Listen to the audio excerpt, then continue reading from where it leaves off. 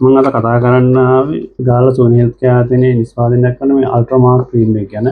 වයස්ගත වීමත් එක්ක කාන්තාවන්ටත් ඒ වගේම පිරිමියන්ටත් ඇතිවලා තියෙන ප්‍රශ්නයක් තමයි මේ සමය ඇති වෙන පිග්මන්ටේෂන්. විශේෂයෙන්ම මේ මූණ දෙපැත්තේ ඇති වෙන මෙලස්මා කියන පිග්මන්ටේෂන් එක තමයි ගොඩාක්ම කරදරකාරී පිග්මන්ටේෂන් එකක් කරලා තියෙන්නේ. මොකද ඒක සන්බර්න් එකක් වගේ උඩින් ඇති වෙන එකක් නෙමෙයි. ඇත්තටම ගොඩාක්ම ඩීප් ස්කින් එකේ යටම ඉඳන්ම චර්මයේ ඉඳන්ම එන පිග්මන්ටේෂන් එකක්. හරිම අමාරුයි කන්ට්‍රෝල් කරගන්න. ගොඩාක් වර්ග බෙහෙත් වර්ග ක්‍රීම් වර්ග භාවිතා කරනවා. ඒ වුණාට උත්තරයක් නැහැ නැත්නම් රිසල්ට් එකක් නැහැ කියන එක තමයි හැමෝම කියන්නේ. ඉතින් ඒ සඳහා හොඳ කොස්මෙටික් නිෂ්පාදනයක් තමයි මේ අල්ට්‍රාමාර්ක් ක්‍රීම් එක. ටී ට්‍රී ෆේස් වොෂ් එක හෝ නැත්නම් හොඳ ගෝල්ඩ් කොලජන් ෆේස් වොෂ් එකකින් වගේ එකකින් මූණ හොඳින් සෝදලා මේක ආලේප කරනවා නම් අපිට පුළුවන් ඇත්තටම මේ පිග්මන්ටේෂන් එක ගොඩාක් දුරට පාලනය කරගන්න. මේක උදේව පාවිච්චි කරන්න පුළුවන්. ඒ හැම වෙලාවෙම ඉතා හොඳින් ෆේස් වොෂ් එකෙන් මූණ හොඳට ක්ලීන් කරලා නැත්නම් හොඳට ක්ලෙන්ස් කරලා මේ ක්‍රීම් එක භාවිතා කරන්න. ඉතාමත්ම හොඳ රිසල්ට් එනවා. ආවන් එකක් වගේ තැනක හෝ නැත්නම් ඒ වගේ තද රස්නේ තියෙන තැනක නැත්නම් කිචන් එකක් ඇතුලේ එහෙම නැත්නම් තද හිරවෙලිය තියෙන තැනක වගේ වැඩ කරන නැත්නම් වැඩි වෙලාවක් ගත කරනවා නම්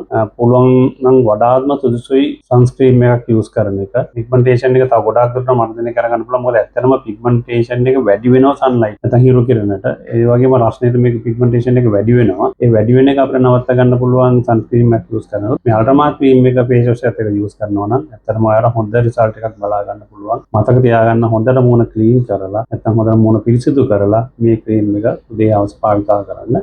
හොඳ රිසල්ට් එන්න පුළුවන්.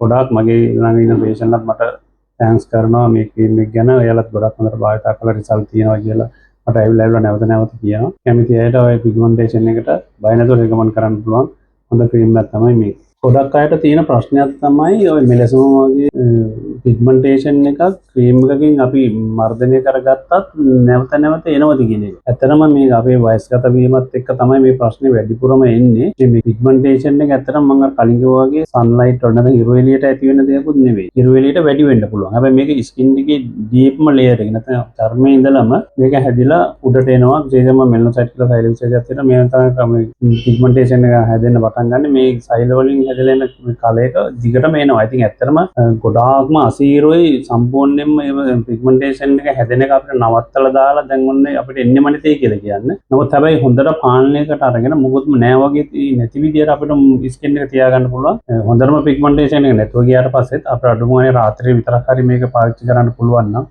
මේ අපිට පුළුවන් ස්කින් එක හැමදාමත් පැහැපත් විදිහට තියාගන්න. සෝනි හෙල්ත් කෙයාර් කොස්මෙටික් සමාගමේ තමන්ම උන්ට අනාර්ගතම නිෂ්පාදනයක් තමයි අල්ට්‍රාමාර්ක් ෆේස් ක්‍රීම්.